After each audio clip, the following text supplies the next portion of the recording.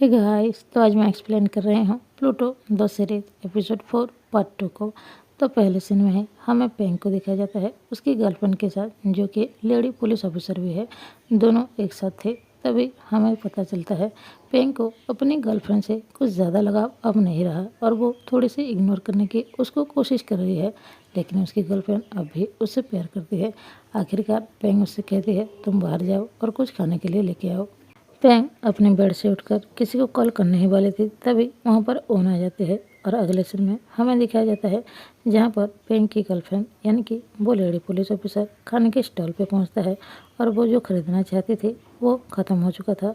तभी दुकान वाला कहता है अभी तो वो चीज़ है ही नहीं, और पीछे वहाँ पर जैन बैठी थी। तभी वो लेडी पुलिस ऑफिसर से कहती है जो आप खरीदना चाहते हो वो मेरे पास है, मुझसे ले लीजिए। यहाँ पर हमें दिखाया जाता है जहाँ पर जैन वो पुलिस लेडी ऑफिसर पे पूरी तरह से फिदा है और उसको पसंद करने लगा है। यहाँ पर वो दोनों की कुछ बातें होती है और अगले सीन में ओन पेंग के साथ उसके हाउस में बैठी थी। तभी ओन अपने एक डायरी निकालता है और पेंग को दिखाते हैं। तभी पेंग पूछती है ये क्या है। ओन कहती है दरअसल मैं एक नॉवल लिख रही हूँ। उसके बाद पेंग कहती है ये क्या बोल रही हो, जब हम दोनों स्कूल पे थे तुम्हें टीचर ने कहा था नॉवल लिखने के लिए, वो भी कंपटीशन के लिए, लेकिन तुमने वहाँ तो मना कर दिया, तो फिर अब क्यों लिखना चाहती हो। तभी हमें एक फ्लैशबैक दिखाया जाता है जो कि स्कूल टाइम का था। पेंग ने उस वक्त ओन से कहा था तुम एक नॉवल लिखने की कोशिश तो करो, लेकिन ओन ने साफ साफ मना कर दिया था और कहा था मुझे लिखना ही नहीं है।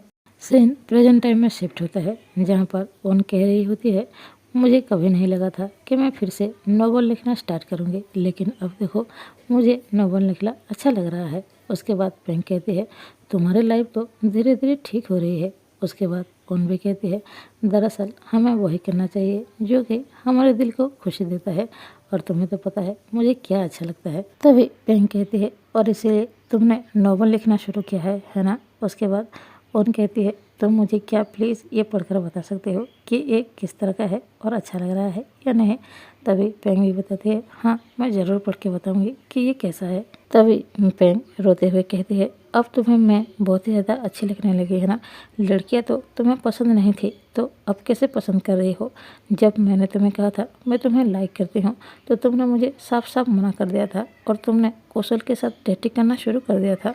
तभी ओन कहती है मैंने जब कौशल के साथ डेटिंग किया था तभी मुझे पता चला कि वो मेरे लिए अच्छा नहीं है, लेकिन अब मेरा दिल बदल चुका है, मैं क्या करूं। उसके बाद पेंग और भी ज़्यादा इमोशनल हो जाती है और उनसे कहती है मैंने ये कभी नहीं चाहा था कि तुम एक लड़की को डेट करो, लेकिन तुमने फिर भी किया। तभी मैंने सोचा था अब मेरा तुम्हारे साथ कोई भी चांस नहीं है, मैं तुम्हें और कभी भी पा नहीं सकती, लेकिन तुमने उसे छोड़ दिया और अभी तुम मुझे आकर ये कह रहे हो कि तुम एक लड़की को पसंद करने लगे हो और उसके साथ रहना चाहते हो। ये सब क्या है, तुमने मेरे साथ ऐसा क्यों किया। अगर वो लड़की तुम्हारे दिल में आ सकती है तो फिर मैं क्यों नहीं आ सकती। मैंने तुम्हें कहा था कि मैं तुम्हें पसंद करती हूँ, लेकिन तुमने तो मुझे मना कर दिया था, लेकिन अब क्यों एक लड़की को पसंद कर रही हो। तभी ओन भी कहती है ऐसा नहीं है कि तुम्हारे पास चांस नहीं था, ऐसा कभी नहीं हुआ। जब तुमने मुझसे कहा था तुम मुझे लाइक करते हो, तभी मुझे खुद को नहीं पता था कि मैं लड़कों को पसंद करती हूँ या फिर लड़कियों को। ऐसा नहीं है, क्योंकि मैं तुम्हारे लिए अपने दिल में कोई भी फील करती ही नहीं थी, मैं तुम्हें उस नज़र से कभी देखती ही नहीं थी, तो मैं क्या करूँ। और वैसे भी अभी तो तुम प्रेम के साथ हो जो कि तुम्हें पूरी तरह से लव करती है। और वही कहते ही ओम वहाँ से उठकर जा रहे थे, लेकिन पीछे से पेंग रोकने की कोशिश करती है। तभी ओम पीछे मुड़ती है और कहती है दरअसल ये नॉवल मैंने मैं के लिए लिखा था, लगता है मुझे उसी को पहले ही पढ़ना चाहिए, तुम्हें नहीं देना चाहिए था और ना ही दिखाना चाहिए था। ये कहते ही ओम वहाँ से उठकर चली जाती है। उसके बाद हमें दिखाया जाता है जहाँ पर लेडी पुलिस ऑफिसर सीसीटीवी की फुटेज अपने मोबाइल पे देख रहा था और उसे सब कुछ पता चल रहा था कि पेंग ने ओन से क्या क्या कहा है, और वो अच्छी तरह से देख रहा था पेंग किस तरह से रो रहा है, और यहाँ पर उसे अच्छी तरह से पता चल जाता है पेंग के दिल में क्या चल रहा है, और वो भी ये देखकर रोने लगती है। अगले सीन में ओन ने मैं को एक वॉइस मैसेज भेजा था कि मैं तुमसे मिलने आ रही हूँ। तभी मैं कहती है नहीं आज तुम मुझसे मिलने मत आओ, क्योंकि मेरी एक ज़रूरी मीटिंग है, तो हम कल ही मिलेंगे। दरअसल यहाँ पर मैंने उनको झूठ बोला था क्योंकि उसके पास अपने कज़न ब्रदर बैठा था, और तभी वो मैं से कहती है क्या तुम्हें पक्का यकीन है ना उनकी जो पुरानी गर्लफ्रेंड है वही तुम पर हमला किया होगा। उसके बाद मैं कहती है मुझे पूरी तरह से तो पता नहीं है और इसीलिए ही मैं चाहती हूँ तुम इस बारे में मेरी मदद करो।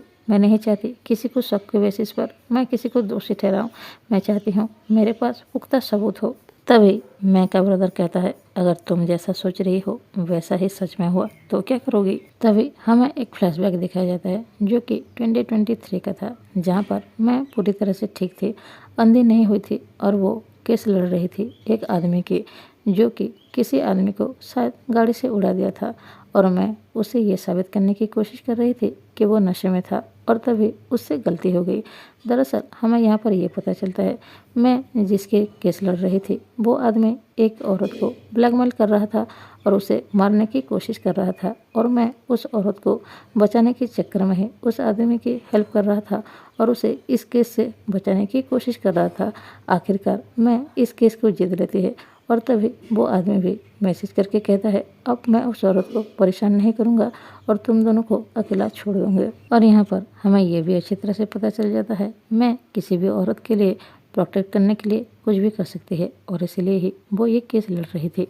अगले सीन में हमें दिखाया जाता है जहाँ पर मैं अपने मॉम डैड के साथ खाना खाने के लिए बैठी थी और यहाँ पर उसके डैड उसका इंसल्ट करते हुए कहता है तुम वकील बनकर ऐसा क्या कर रही हो, इतनी कम पैसा कमा रही हो। उसके बाद मैं भी कहती है मैं वही कर रही हूँ जो मुझे अच्छा लगता है, जो मुझे पसंद है।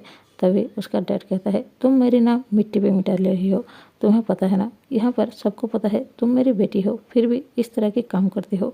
उसके बाद मैं उठती है और अपना चेक उसको पकड़ाती है और कहती है डैड ये लीजिए मेरी आज़ादी की कीमत और मुझे आज़ाद कीजिए, क्योंकि आप दोनों से मुझे हमेशा नफरत ही मिली है, कभी प्यार मिला ही नहीं है। मैं अपने हिसाब से जीना चाहती हूँ, मुझे किसी से प्यार हो गया है तो मैं उसके साथ ही रहना चाहती हूँ। और ये कहने के बाद मैं वहाँ से चली जाती है। अगले दिन में मैं कार से कहीं जा रही थी और जब वो सुनसान रास्ते पे पहुँचती है तो तभी पता चलता है उसकी कार टायर पंक्चर हो गया है और जब वो नीचे उतरकर टायर को देख ही रही थी तभी पीछे से एक बाइक वाला आता है जो कि हेलमेट लगाया हुआ था और वो गाड़ी को बहुत ही गुस्से से चला रहा था। तभी वो मैं के पास आने की कोशिश कर रही थी। मैं हर तरफ देखती है वहाँ पर कोई भी नहीं था, इसलिए वो गाड़ी में वापस बैठ जाती है और वो हेल्प मांगने की कोशिश करती है, बहुत ही ज़्यादा चिल्लाती है लेकिन आसपास से कोई भी नहीं आता। आखिरकार वो ओम को कॉल करती है और कहती है प्लीज़ मेरी मदद कीजिए, कोई मुझे हानि पहुंचाने की कोशिश कर रहा है। तभी वो आदमी आकर चिल्लाने लगता है और कहता है कार से बाहर निकलो। जब मैं कार से बाहर नहीं निकलती तभी वो आदमी एक बड़ा सा रोड लेके कार के कांच पर पीटने लगता है और कांच को तोड़ देता है। और यहाँ पर हमें समझ में आता है यहाँ पर ही मैं कि एक्सीडेंट हुआ था या फिर ऐसे कह सकते हैं किसी आदमी ने जानबूझकर उस पर हमला किया था और उसके बाद मैं अंधी हो गई। और तभी फ्लैशबैक एंड होता है और मैं को दिखाया जाता है जो कि बहुत ही ज़्यादा गुस्से में बैठी थी और वो अपने ब्रदर से कहता है जिसने गलत किया है, जो गुनाह करता है उसको सज़ा तो मिलनी ही चाहिए। उसके बाद हमें ओन को दिखाया जाता है जो कि अपने डायरी पे कुछ लिख रही थी। दरअसल वो प्यार के बारे में ही लिख रही थी। वो सोच रही थी कि प्यार कितना खूबसूरत होता है। आप जिससे प्यार करते हो वो अगर आपसे कहे मुझे तुमसे 4 बजे मिलना है तो तुम 3 बजे से ही खुश होना शुरू कर देते हो कि वो तुमसे मिलने आता है। अगर वो तुमसे कहे कि उसे उपन्यास पढ़ना पसंद है तो तुम लिखना भी शुरू कर देते हो और इससे तुम्हें खुशी मिलती है। अगले सीन में हमें दिखाया जाता है जहाँ पर ओन अपने बाइक से कहीं पे से आ रही थी, अपने घर पहुंचती है।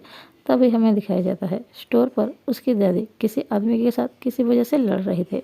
तभी ओन कहती है मुझे घर के अंदर जाना है और तभी वो अंदर चली जाती है। उसकी दादी उससे पूछती तो है लेकिन वो कुछ भी नहीं कहती है और आखिरकार फिर से वो रेडी होकर घर से बाहर निकल जाती है। उसकी दादी पूछती है तुम कहाँ जा रही हो, फिर भी ओन उसको कुछ बताती ही नहीं है और वो एक लाल गुलाब को पकड़कर वहाँ से चली जाती है। अगले सीन में ओन मैं के हाउस पहुँचती है और उसके सामने ही मैं का कजन ब्रदर खड़ा था। तभी उसका ब्रदर कहता है मैं बस कुछ दिनों के लिए ही यहाँ पर आया हूँ।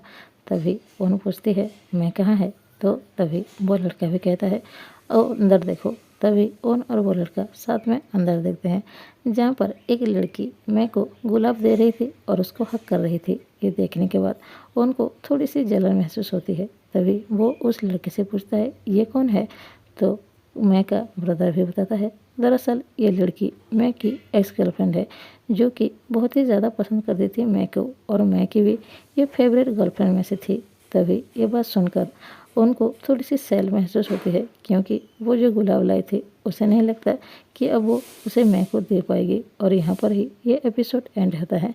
तो मिलते हैं नेक्स्ट एपिसोड में। अगर वीडियो अच्छा लगे लाइक कीजिए और सब्सक्राइब कीजिए। Thank you.